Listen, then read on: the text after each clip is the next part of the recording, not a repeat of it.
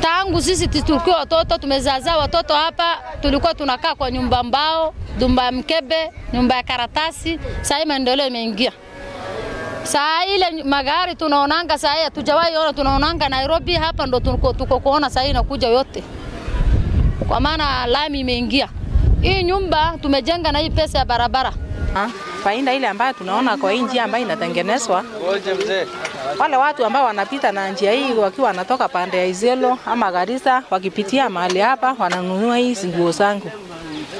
Na kuna wengine hata wanasimama hapa kama ni simu mtu anasema awekewe kwa moto na anawekewa na zanjiwa analipa. Kwa hii project, kwa hii barabara tunaona tuko na faida kubwa.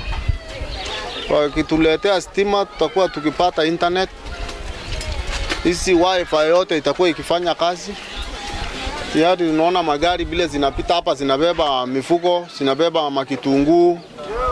Mbeleni ngari iko inapita hapa ngari ya Mandera. Sasa hii ndio hii ngari inabeba kitunguu inapita hapa. This project, as you all know, is referred to as the Horn of Africa Gateway Development Project.